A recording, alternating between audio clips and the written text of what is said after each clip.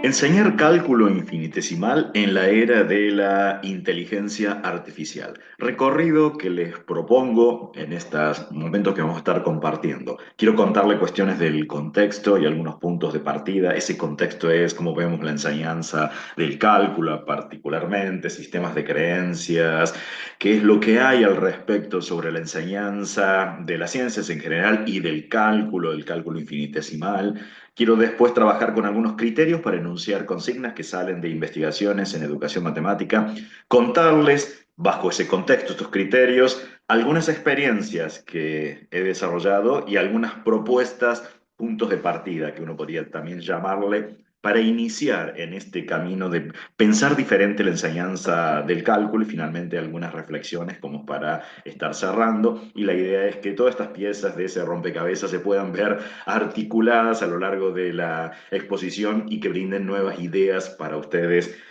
si están enseñando cálculo en este momento.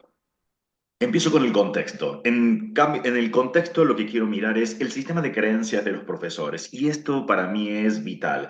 ¿Qué es ese sistema de creencias de los profesores? Lo que nosotros concebimos acerca de qué es la matemática, cómo se debe enseñar y cómo se debe evaluar. Muchas veces elegimos ser profesores de matemática porque nos encantó la matemática que nos dieron y posiblemente la matemática que nos dieron no necesariamente es la que hoy necesitaríamos estar enseñando. A lo mejor me encantaba resolver largas listas de ejercicios rutinarios y hoy sabemos que no podríamos estar enseñando de esa manera. Entonces, estas imágenes a mí me gustan porque uno podría decir, esta imagen no se enseña de esta manera, se debería enseñar de esta manera hoy en día y si uno mira, no hay mucha diferencia. Un profesor que está explicando, cambiamos los libros por tablet o computadoras y en el fondo es exactamente lo mismo. Para mirar si efectivamente se hace algo distinto, hay que estar viendo en las consignas de trabajo, el modo en que se está abordando la enseñanza.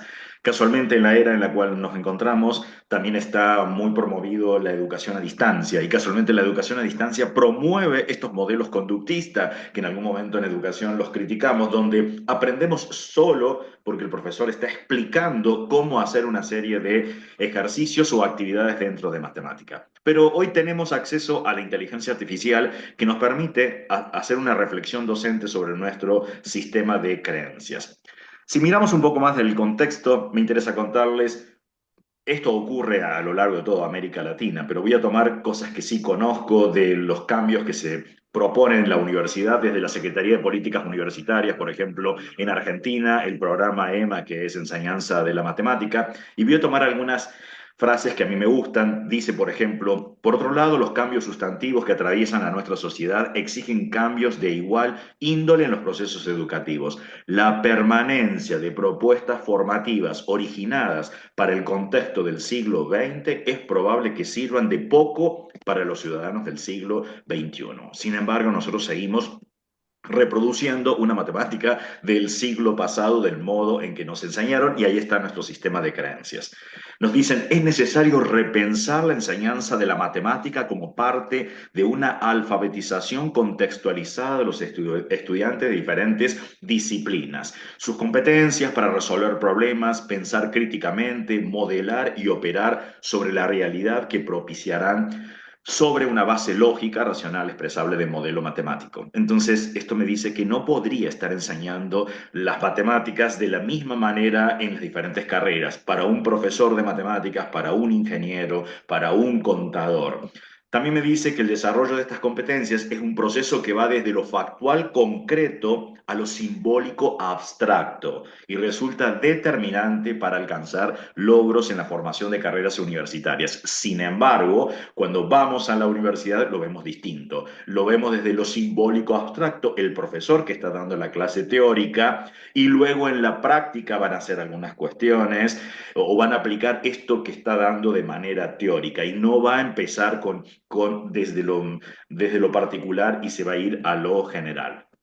Si vamos con las ingenierías, hubo desarrollos muy interesantes en el caso del CONFEDI, que es el Consejo Federal de Decanos de Ingeniería de la República Argentina, sacó el libro azul ya por el año 1996, el libro rojo por el año 2018, y si uno avanza y mira, por ejemplo, el documento del CONFEDI sobre competencias en ingeniería, Tomo esta frase que es muy llamativa cuando menciona, supone pensar la formación de grado del ingeniero desde el eje de la profesión, es decir, desde el desempeño, desde lo que el ingeniero efectivamente debe ser capaz de hacer en los diferentes ámbitos de su quehacer profesional y social en sus primeros años de actuación profesional.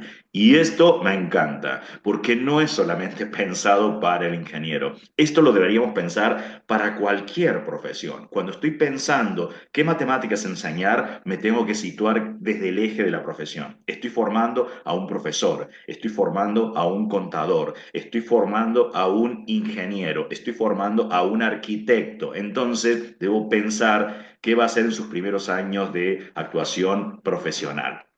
Si seguimos, por ejemplo, el libro naranja que plantea el Confedi, y acá otra vez va a interactuar con nuestro sistema de creencias, menciona, este era el método, pone un ejemplo, el método tradicional utilizado para la enseñanza de la transformada de Laplace, y da la estructura teórica.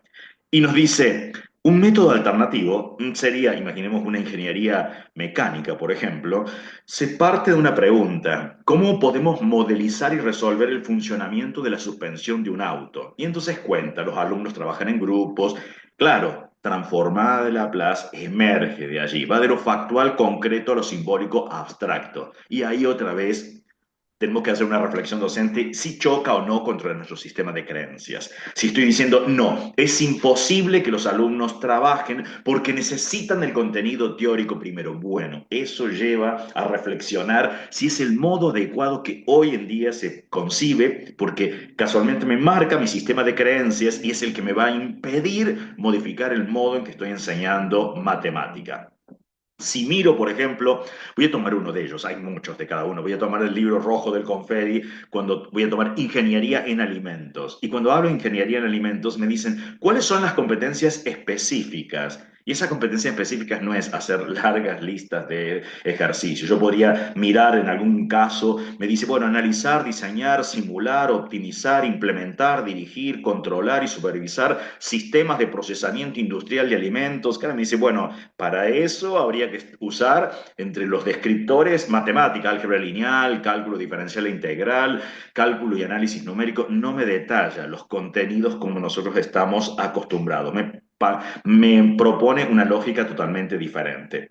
Si nosotros miramos en el mundo profesional, como ahora para empezar hacia dónde vamos con nuestra propuesta, en el mundo profesional de hoy nos llegan datos, ya sea porque nos contaron o tengo registros tabulares. Datos, ese registro tabular lo puedo representar porque me interesa ver tendencias, comportamientos de algo que saqué desde la experiencia. Es más, en el nivel medio, estos son ejemplos de Argentina, salen materiales de esta naturaleza, la importancia de lo que es inferir, de lo que es predecir y casualmente es analizar conjuntos de datos.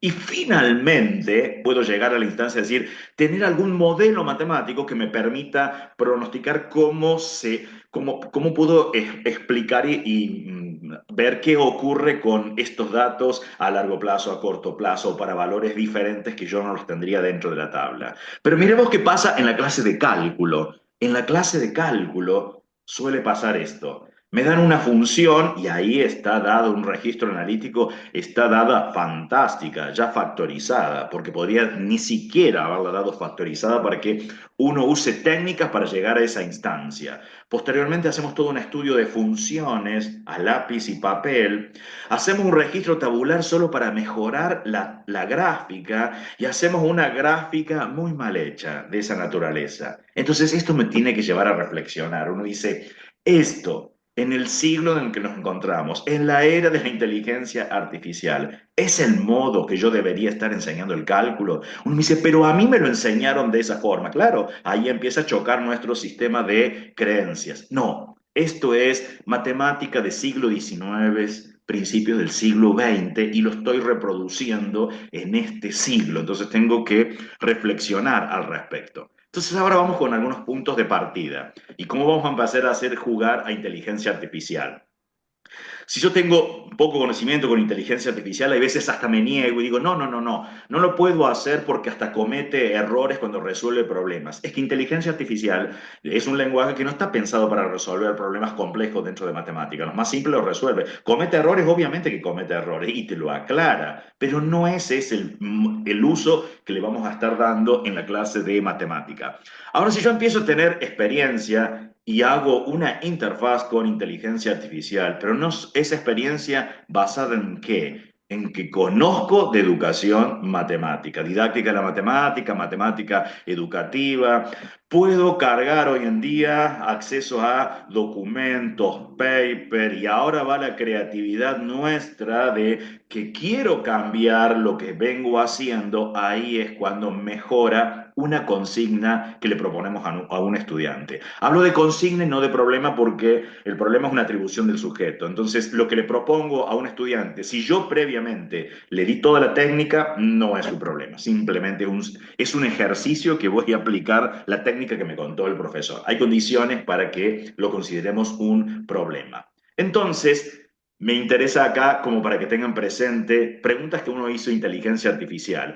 Si al interactuar con inteligencia artificial para diseñar buenos problemas, ¿qué es lo que está ocurriendo? Y te aclara esto, inteligencia artificial. La inteligencia artificial no da siempre la misma respuesta ante una misma consigna, porque puede haber memoria contextual en sesiones persistentes o porque interpreta los pedidos según el historial de interacciones y las precisiones del usuario. Este intercambio que yo les estaba contando. El resultado depende fuertemente del tipo de interacción que establecemos. Cuando más precisos somos en los criterios didácticos que damos, por ejemplo, evitar ayudas explícitas. Esto lo está tomando de las interacciones que yo tengo con inteligencia artificial, porque se lo pregunté a inteligencia artificial desde mi lugar. Entonces me dice, evitar ayudas explícitas, fomentar múltiples estrategias, generar conflicto cognitivo. Esos son intercambios que yo he tenido y que le pedía en los diseños que analizara eso. Mejor se ajusta a la propuesta que se genera. La inteligencia artificial aprende en el marco de la conversación, no por sí sola. No recuerda lo que dijimos en conversaciones anteriores, salvo que se use memoria persistente, como en tu caso. En mi caso, porque tengo un sistema pago con inteligencia artificial, entonces tiene memoria persistente y mejora el diseño de lo que está haciendo. Pero sí mantiene coherencia dentro del mismo intercambio. Cuando más sepamos nosotros de didáctica, mejor será la interacción. Esto lo está diciendo inteligencia artificial. Un usuario formado puede discutirle, matizar, corregir y refinar la propuesta de la inteligencia artificial generativa. El valor no está en que la inteligencia artificial tenga la solución, sino en que se vuelve un interlocutor potente para pensar didácticamente, y en eso lo comparto. Y otro, hay más puntos. Yo rescaté 5 nada más. Diseñar con inteligencia artificial generativa es una práctica reflexiva, no un reemplazo. No le puedo pedir que lo haga inteligencia artificial. No sustituye el saber del docente o el investigador, pero abre nuevas posibilidades de exploración, contraste y reformulación que enriquecen la toma de decisiones pedagógicas. Y ese es mi mensaje en la enseñanza del cálculo, de cómo trabajar con inteligencia artificial, y aquí le quiero mostrar algunos ejemplos. ¿Qué cosas puedo trabajar como para mirar algo? Me voy a centrar en cálculo, aunque lo puedo mirar en otras áreas.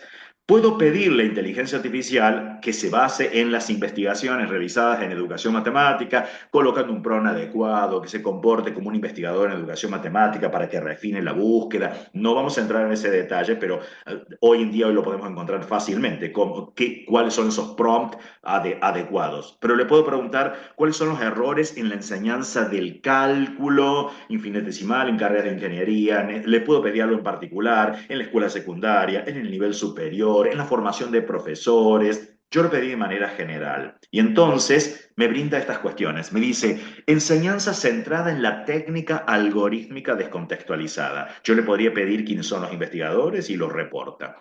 Se sigue enseñando el cálculo como una secuencia de técnicas: cálculo de límites, derivación, integración, sin conexión con problemas reales, sin análisis de supuestos y sin interrogación sobre el significado de los procedimientos.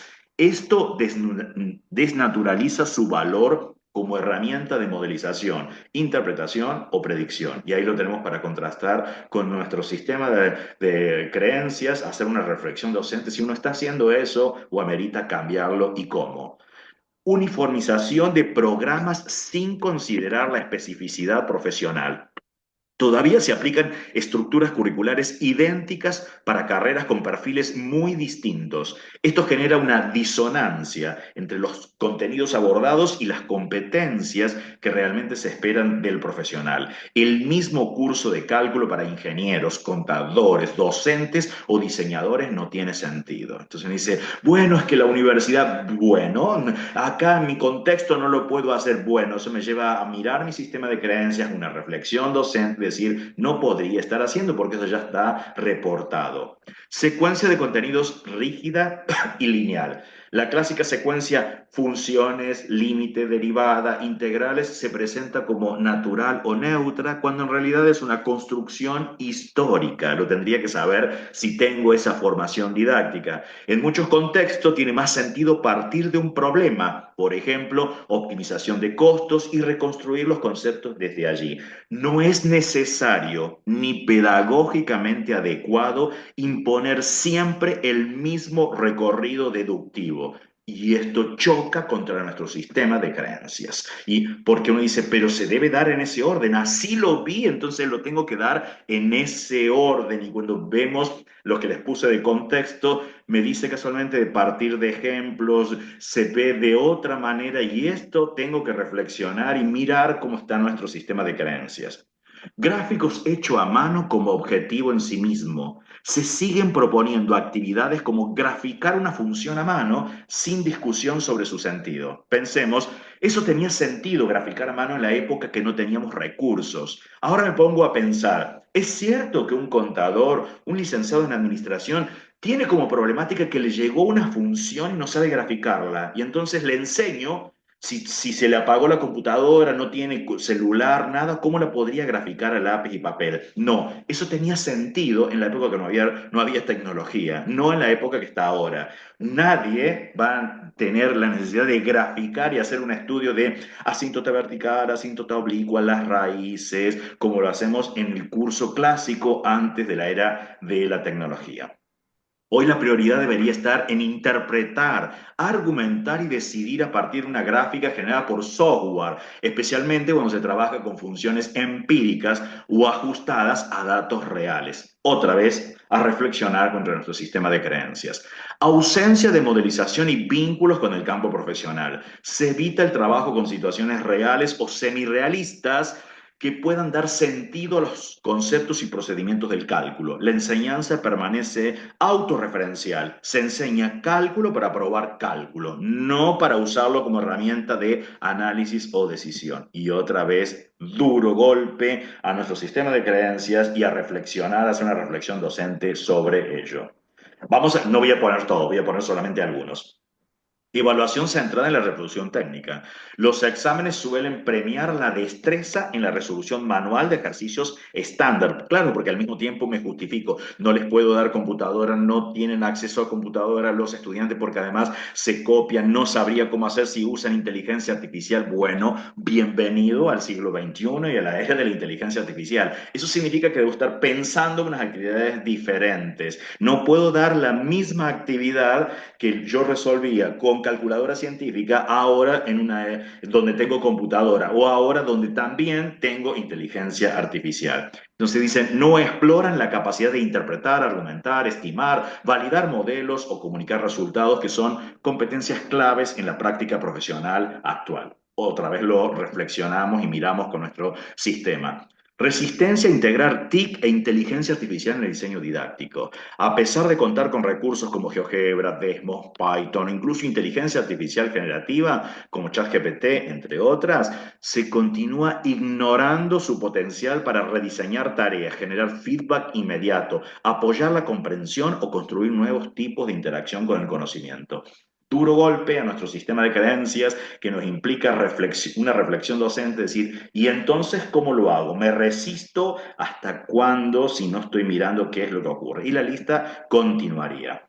Como punto de partida, entonces, en una clase de matemática, una clase de cálculo infinitesimal en este momento, no puedo ir de lo particular a lo general, como aparecían en nuestros libros, donde empezaba con la definición de límite y les decimos a los estudiantes, tranquilo que ya vamos a ver después ejemplos que usted lo va a entender a esto.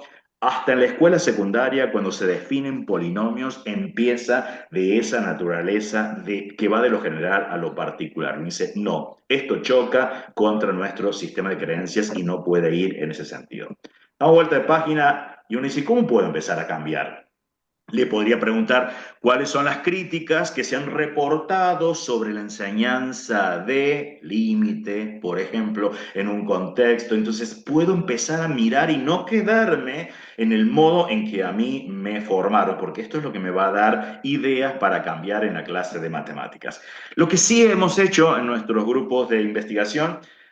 ¿Cómo podemos hacer un análisis de una consigna, una propuesta en forma general y qué cosas ha dado resultado al trabajar con inteligencia artificial? Una de ellas es tener un marco teórico potente de educación matemática y en ese marco potente puedo tener criterios para diseñar una consigna, puedo tener los estándares por competencias si estoy en una carrera de ingeniería, puedo agregarle textos, y ahora le voy a pedir a la inteligencia artificial que me argumente en contra. ¿Qué significaría? Yo diseño una actividad y que a mí me diga, le pido que me diga por qué esa actividad no es adecuada para este grupo de estudiantes y por qué no es adecuada con estos criterios que le estoy pidiendo que me lo da la educación matemática.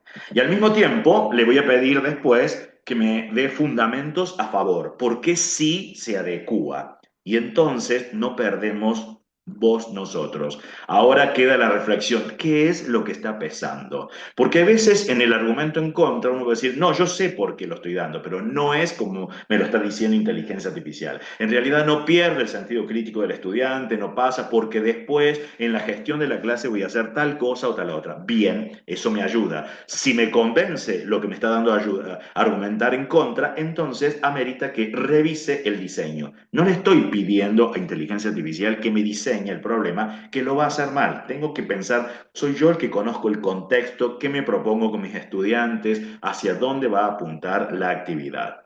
Veamos algunos criterios para las consignas. Esto sí ya está estudiado que lo tengo que tener presente en las interacciones con inteligencia artificial, no porque ella lo vaya a saber, sino porque se lo voy a estar colocando. Este es de nuestro grupo de investigación y uno sería si el enunciado describe una situación de la vida cotidiana, más que hoy buscamos que las matemáticas, el cálculo estén en la vida cotidiana, plantear preguntas relacionadas con ella, evitando cuestionamientos sobre objetos matemáticos que resultan irrelevantes para el contexto. Voy a tomar un clásico de Stewart, entonces me da toda una tabla que uno podría decir, bueno, puede ser porque lo que me está hablando, una muestra de la tasa de úlcera péptica de por vida, y empieza ahora, elabora una gráfica de dispersión, encuentre y grafique el modelo lineal, encuentre y grafique la recta de regresión por mínimos cuadrados. Entonces dice, en lugar de preguntar algo valioso en este sentido, preguntas relacionadas con ese contexto. Entonces ya empiezo a fallar en ese sentido. Debo ser cuidadoso con las realidades falseadas. ¿Qué son estas realidades falseadas? Cuando estoy mirando una actividad que parece que me está contando bien, que me está dando datos, pero en realidad nunca acontece eso. Solamente tiene una finalidad de sacar una cuenta dentro de matemática. Y eso va a pasar muchas veces, así que debo ser precavido. Otros criterios no los voy a tomar a todos, pero voy a tomar algunos. Evitar pedir que se hallen fórmulas, se resuelvan ecuaciones, se tracen gráficos, como pasaba en el ejemplo anterior. En su lugar, plantear preguntas que requieran usar estos objetos matemáticos.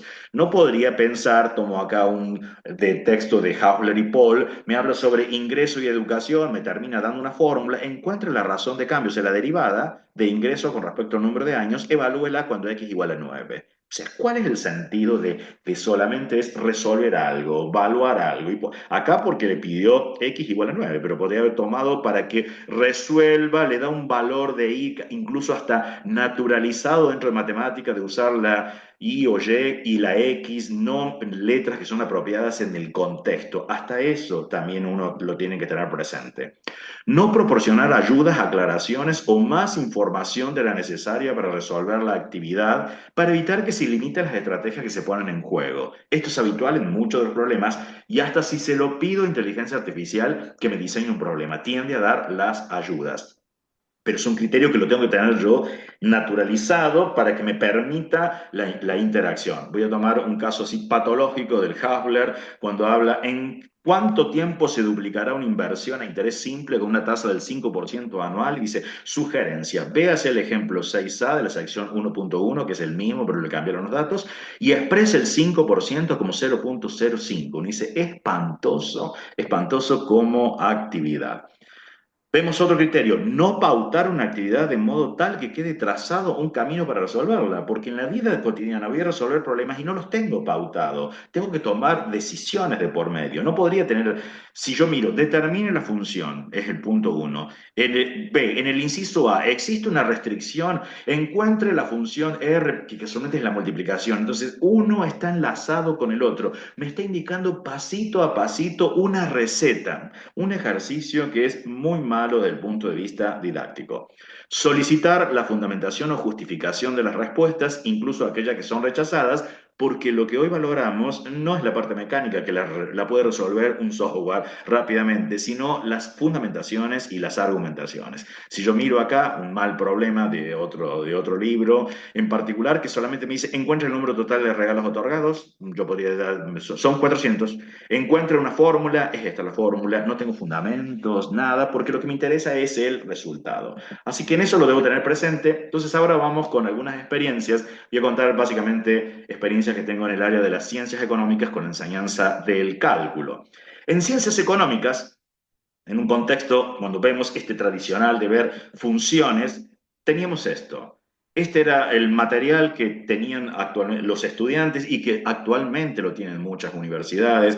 Encuentran el dominio de las siguientes funciones, graficar funciones a lo mejor definidas por secciones, siendo que cuando uno mira la CONEAB, la Comisión Nacional de Evaluación y Acreditación Universitaria, casualmente menciona que una de las cosas que hay que hacer es análisis del comportamiento conjunto de dos variables a partir de gráficos de dispersión o nube de puntos, discusión sobre la existencia o no de asociación lineal, selección del gráfico de dispersión.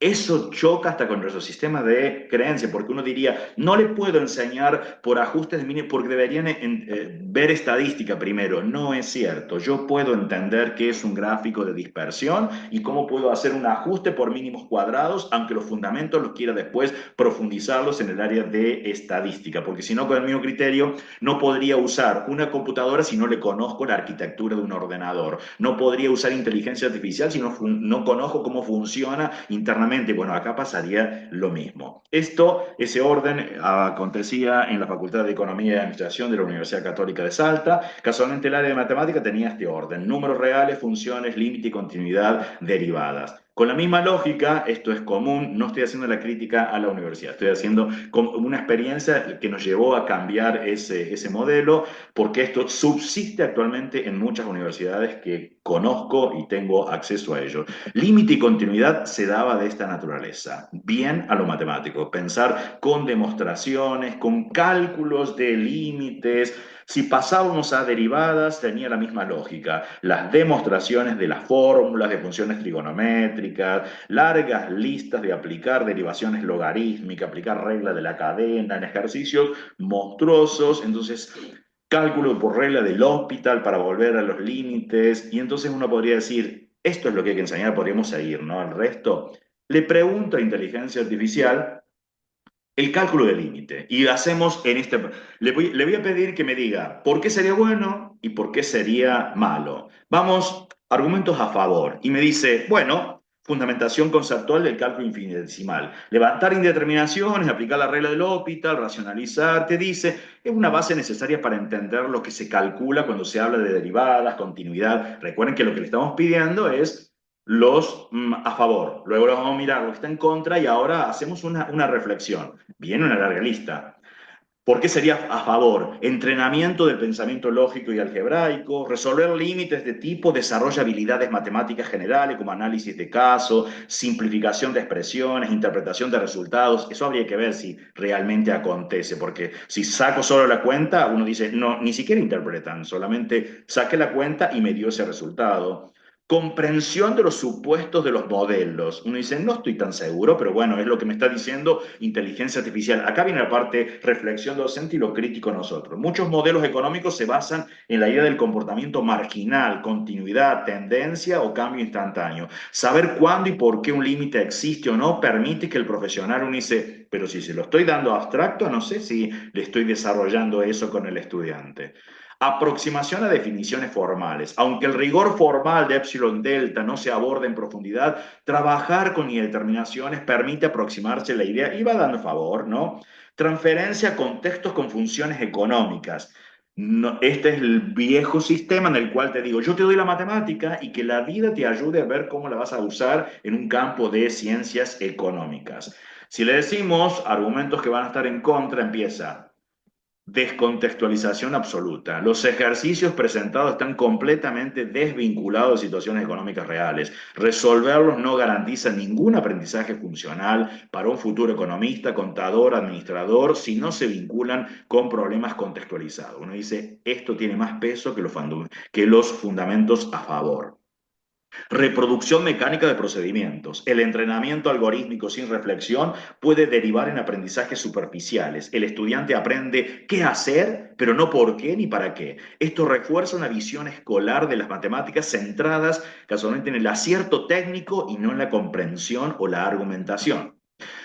Falsa jerarquía de contenidos. Dedicar muchas horas a levantar indeterminaciones puede dar la impresión de que eso es lo esencial del cálculo, cuando en realidad es solo una herramienta puntual dentro de un enfoque mucho más amplio que debería incluir la modelización, la interpretación gráfica y la toma de decisiones. Entonces uno dice, esto tiene razón y está documentado en las investigaciones. Y sigue, dos, descontextualización con el uso de TIC y prácticas profesionales actuales.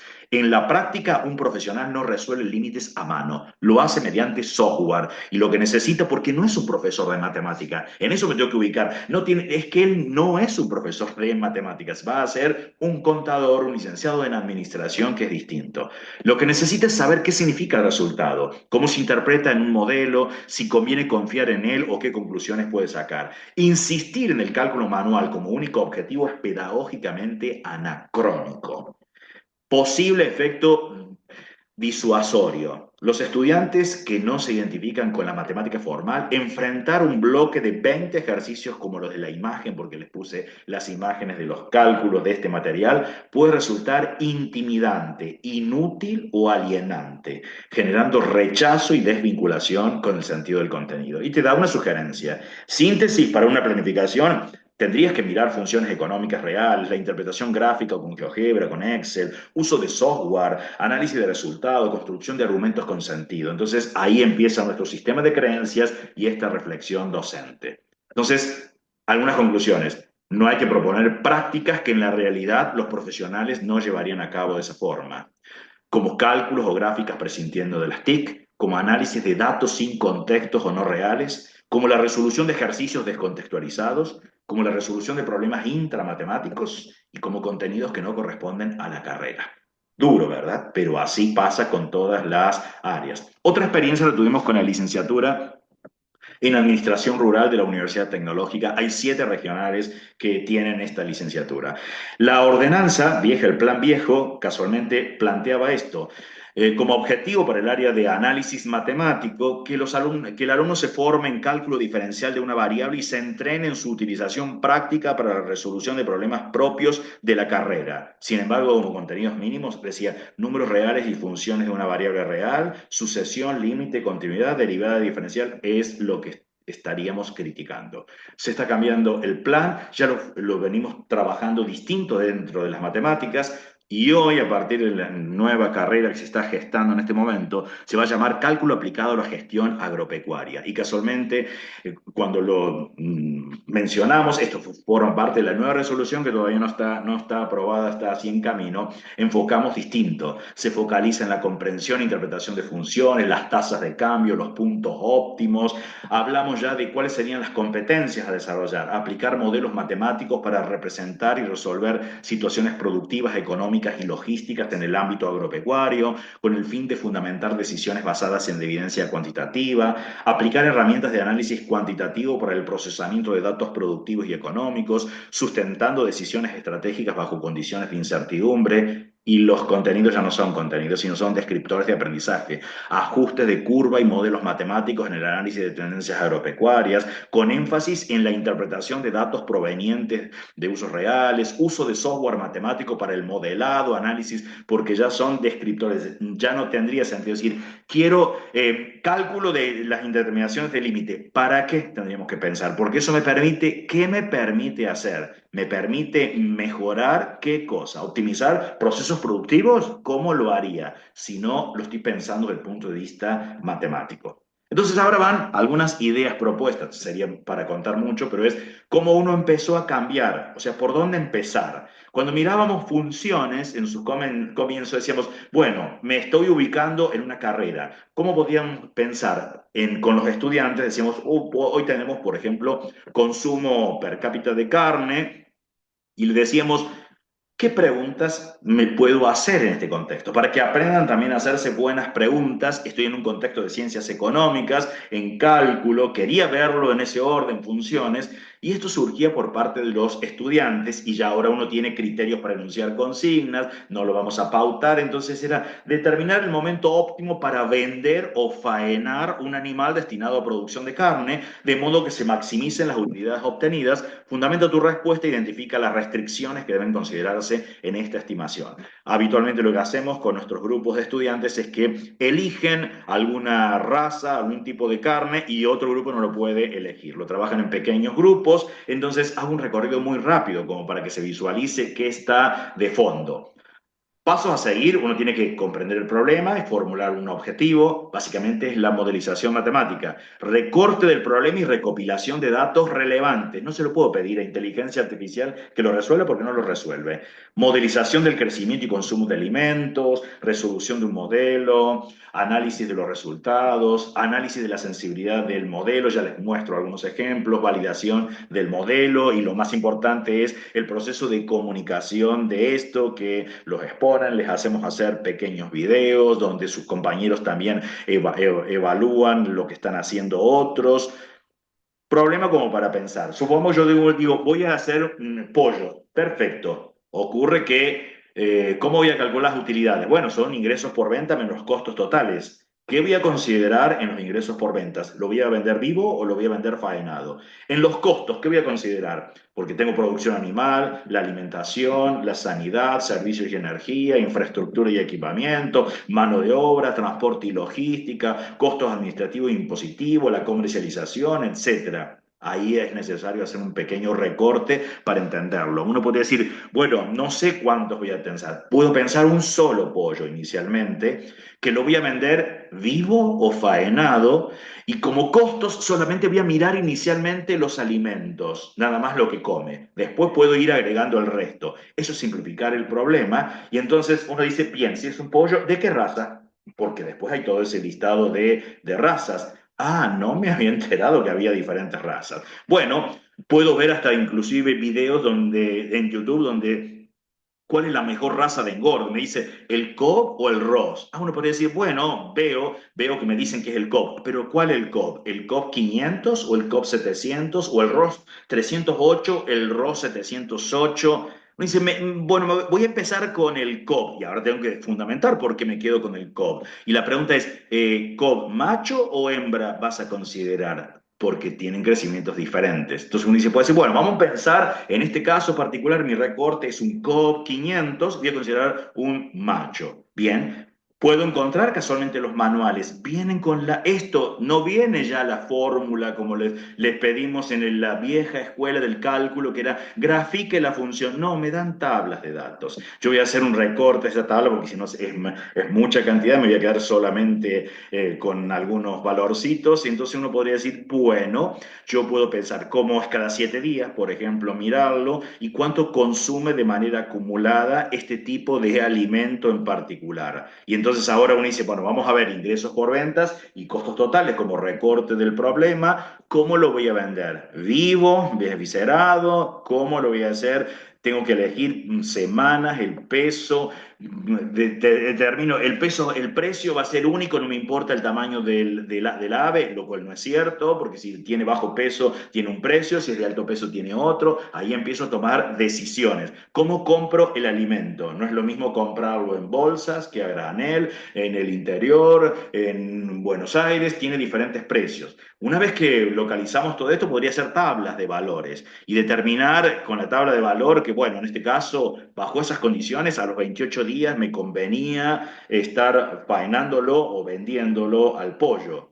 Puedo hacer gráficas y tratar de ver un modelo más o menos que ajuste este comportamiento, empezar a chequear qué dice la información. Hoy tengo acceso a la información en Internet. Si lo que estoy encontrando es razonable con los valores típicos que se reportan en información o hasta que inteligencia artificial me lo podría llegar a dar, a ver si yo llegué a esas mismas cuentas.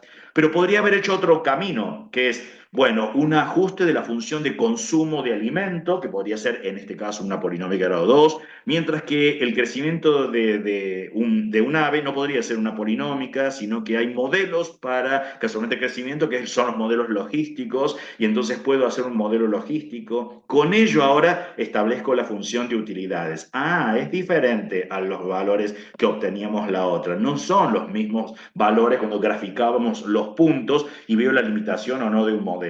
Podría ver la ganancia de peso promedio, y esto es la antesala de tasas de variación de derivadas, aunque no se lo estoy mencionando. O la eficiencia de conversión, que es cuánto alimento consumió el ave para convertirlo en carne.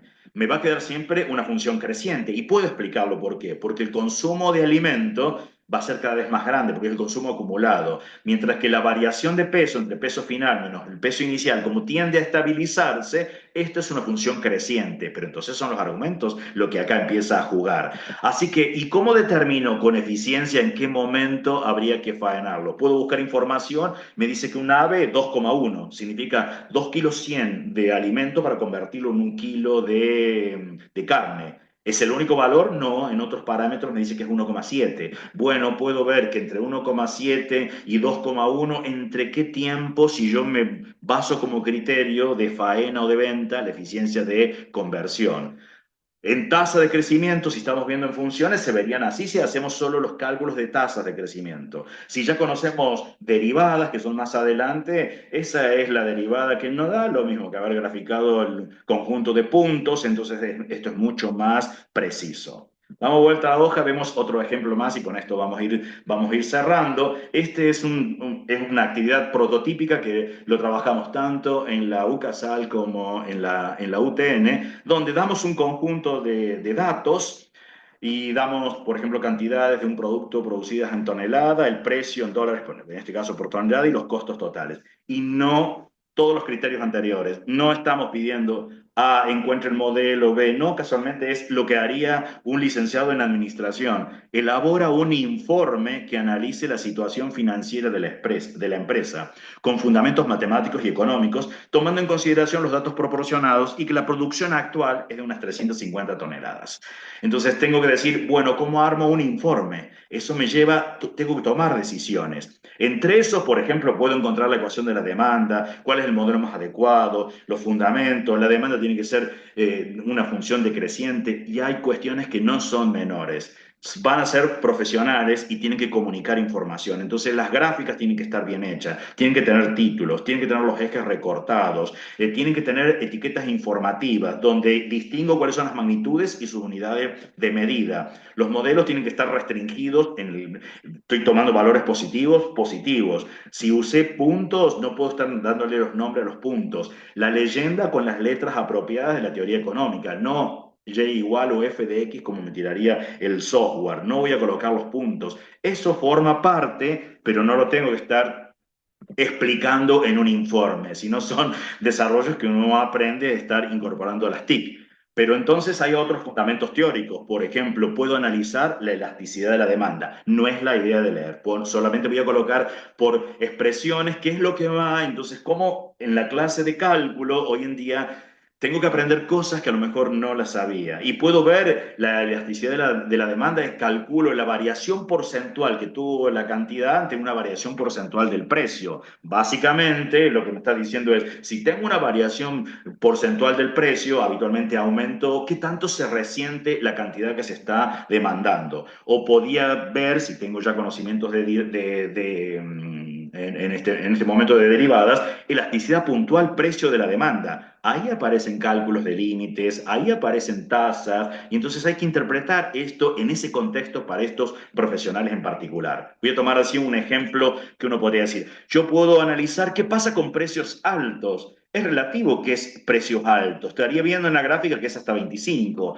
¿Podría pensar que 15 es el precio alto? Bueno, calculo qué cantidades se demandan para un precio de 15 y estaríamos viendo que más o menos 137,49 toneladas. Lo aumento un porcentaje. ¿Cuánto? Decido, un 15%. Me voy a 17,25.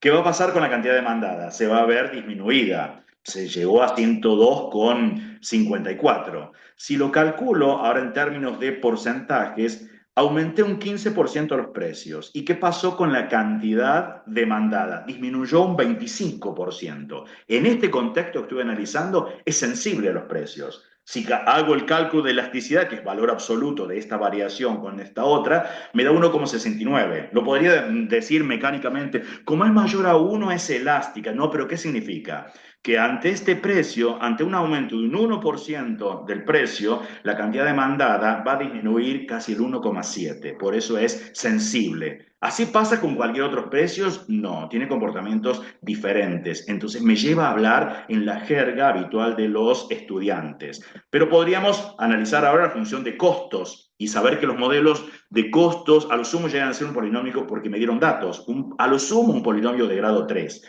Pero no me quedo solo con que es un polinomio de grado 3, sino que ser capaz, y esto lo trabajamos con los estudiantes, de hacer lectura. ¿Qué estoy leyendo de acá la información? Crecen, pero ¿cómo crecen? No crecen de manera lineal. Tienen tasas de crecimiento diferentes. Y no necesito haber visto derivada para darme cuenta lo que es la tasa de crecimiento. Entonces, puedo tener como fundamentos, me voy a ir al fundamento que se ve mucho más adelante, pero como docentes lo tenemos, ese es el costo marginal, es la tasa de crecimiento. Y entonces podríamos analizar esto. Si yo tengo un incremento de 1 tonelada, ¿qué me dice este cálculo? Más allá de cómo uno lo haría. Mira, en el margen de una producción de 100 toneladas, que me cuesta 17,43 unidades monetarias o 100 kilos, la unidad monetaria, la unidad de cantidades que yo tengo de aquí, me dice que en ese margen los costos aumentan por hacer una unidad más 2,38, exactamente. Y veo que lo que está ocurriendo es que inicialmente disminuye, luego aumenta. ¿Qué fue esto? Que acá no es menor darse cuenta en la interpretación. Acá lo que se hace es un cálculo de cuánto me costó una unidad más a partir de la décima parte de ella. Si estamos hablando, por ejemplo, en toneladas, ¿qué estaríamos pensando? Y claro, a los 100 kilos le sumo, a las 100 toneladas le sumo 100 kilos, que es el 0,1, le descuento cuánto me costaba en 100 kilos, pero al dividirlo por 0,1 lo multiplico por 10. Entonces al multiplicarlo por 10 me da una estimación de la tonelada a partir del incremento que tuvieron los 100 kilos. Pero eso es cuestión de comunicación con el profesor, que tiene que hacerlo en la clase, no el cálculo. Y podría ser un ajuste de la función y ver que para una variación de 1, para el cálculo con variaciones de 1 tonelada, me quedaba ese modelo polinómico. Pero si encontraba cuál era para una variación, cuando usé la variación de 0,1, estoy pensando en un contexto de funciones. No vieron todavía ni siquiera límite, ni siquiera derivada. Es esa función. ¿Y qué pasó para 10 kilos? ¿Y qué pasó para 1 kilo? ¿Y qué pasa si ahora analizo las tendencias cuando estos tienden a cero, son cada vez más pequeños? Estimarlo a partir de una cantidad muy pequeñita de la variación. Veo que este número permanece constante. Este número tiende a aproximarse al 0,04 y este número al 5,5. Uno dice, bienvenido, es la antesala de entender las nociones de derivada, pero visto como casos particulares. Entonces, ahora cuando tengo la gráfica, sin haber visto derivada todavía, puedo leer la información. ¿Qué leo de aquí? La de esta es el costo marginal, me da la tasa de crecimiento de los costos. Como es positiva en el primer cuadrante, me dice que los costos crecen, pero que lo hacen con tasas diferentes. Como disminuye en este caso, me está diciendo que son tasas cada vez menores, quiere decir que la función tiene que estar una curvatura negativa. Todavía no vieron nada de derivadas, y lo están analizando y contrastando en un contexto real que le es significativo para los chicos. Uno podría ver en qué momento es el mínimo que está de aquí, que es la mínima tasa de crecimiento, y advertirlo que la mínima tasa de crecimiento, esto nos sirve más adelante, casualmente era el cambio de curvatura que tenía la función de costos. Y que ese proceso de linealización que estábamos haciendo era estimar para una cantidad muy pequeñita y como la multiplicábamos, era un proceso de linealización. Era, si yo quisiera estimar casualmente en cuánto se incrementan los costos en los 350, es haber pensado una cantidad muy pequeñita y multiplicarla por esa cantidad, entonces me queda un proceso lineal, tendría una tasa de ese orden. Entonces, en el orden de los 350, 2,53 dólares aproximadamente se incrementarían si lo estimo, pero lo estaría subestimando porque la función casualmente tiene una tasa de crecimiento cada vez más alta. Uno diría, ah, qué distinto a lo que yo manejaba de una cuestión toda mecánica. Y podríamos mirar qué pasa con costo promedio y cuánto es el mínimo. Y acá les traigo a colación, en estos contextos, cómo discuten diferente los estudiantes. Y traigo a colación foros de este año que yo estoy hablando acá, lo que dicen los estudiantes, por ejemplo. Dice, resolviendo el problema, el segundo trabajo, ¿qué ve como regularidad? Que el costo promedio con la intersección del costo marginal coincide con el costo promedio mínimo. Entonces pregunta, ¿está bien lo que estoy pensando? Sí está bien y se puede mostrar matemáticamente. Y ellos, después que cuando ahora no vieron todavía derivadas, cuando ven después derivadas, lo pueden demostrar. O este otro que menciona, me ha surgido una consulta con respecto al ingreso marginal y la elasticidad puntual de la demanda. Siempre ocurre que el punto en el cual la función de ingreso marginal corta al eje de las X, es decir, el que iguala a cero, corresponde al punto en el cual la elasticidad puntual de la demanda es unitaria. Sí, tiene razón y es cierto. Y uno dice, ¿dónde se permite estas cosas? Cuando el ambiente de discusión es diferente y se enseña una matemática totalmente diferente, un cálculo totalmente diferente. Si uno sigue con los ingresos, uno podría pensar, bueno, los ingresos, ¿cómo los saco? Y como la demanda, por el precio por la cantidad, pero el precio está dependiendo de la cantidad, que es la demanda. Y entonces uno podría decir, bueno, y ahora si quiero sacar el ingreso marginal, las tasas, si ya estoy con derivadas,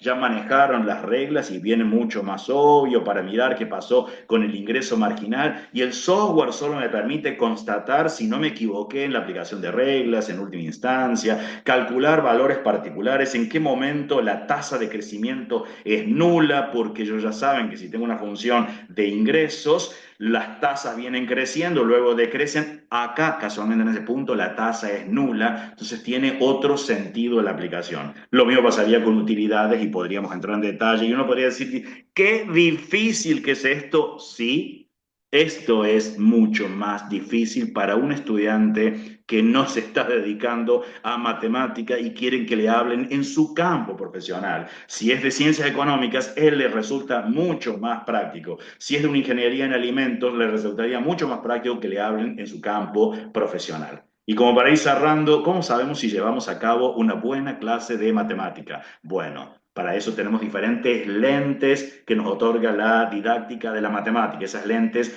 no vemos con todas las lentes lo mismo. Casualmente pues, uno podría pensar, ¿qué hay en educación matemática? Y bueno, tengo la escuela francesa con teoría de situación, ingeniería didáctica, teoría antropológica de lo didáctico, y acá podríamos continuar. No es la idea de hablar de cada uno de ellos, tienen la referencia que ustedes podrían encontrar más textos, pero hay muchas lentes para analizar una clase de matemática y estos puntitos suspensivos que hay muchos más enfoques que me permiten decir cosas. Como reflexiones finales, entonces, los profesores no aprendemos a desarrollar buenas clases si replicamos malos modelos, pero para eso hay que saber de didáctica de la matemática y matemática para incluso interactuar hoy en día con la inteligencia artificial generativa. El foco de una buena clase se encuentra en cuestionar el contenido y cómo enseñarlo. Cuestiono por qué tendría que enseñar este contenido en esta carrera y cómo debería ser mucho más apropiado enseñar este contenido para esta carrera en particular. Hoy tengo hasta la inteligencia artificial para discutirlo y preguntarle qué investigaciones hay, qué reportaron, qué dicen las investigaciones, las principales revistas, hasta eso tengo acceso. Es necesario tener presente el contexto y los destinatarios. No puedo estar enseñando el cálculo en piloto automático. Reproduzco lo que a mí me enseñaron o tomo el libro que a mí me enseñaron y tomo un libro que puede estar del siglo pasado y no me sirve en este momento. Entonces, hoy tenemos inteligencia artificial. Esa inteligencia artificial me permite no que diseñe, sino ayudarme en el diseño o reformular tareas que yo tenía o pensarlas y casualmente es esto, buscándole argumentos que me den contra, fundamentos que me den a favor de marcos teóricos que le estoy colocando de por medio. Si no, por sí solo no lo va a sacar. Eso me permite mirar mi sistema de creencias, trabajar con una reflexión docente para modificar el sistema. Como dice Steve Jobs, la creatividad simplemente consiste en conectar cosas. Somos nosotros las que tenemos que conectarlas. Y no es que inteligencia artificial nos va a ganar. Nosotros trabajamos en colaboración con inteligencia artificial y nos va a ayudar muchísimo, porque somos los que conocemos el contexto de trabajo. ¿Cuál es el objetivo que nos proponemos con ese grupo de estudiantes? ¿Cuál es la consigna de trabajo que le vamos a colocar para que sean coherentes cada una de sus partes, que tenga potencial matemático y demás? Muchísimas gracias por la atención. Queda mi correo para quien quiera alguna duda, consulta. Encantado de compartir estas cuestiones. Un cordial saludo.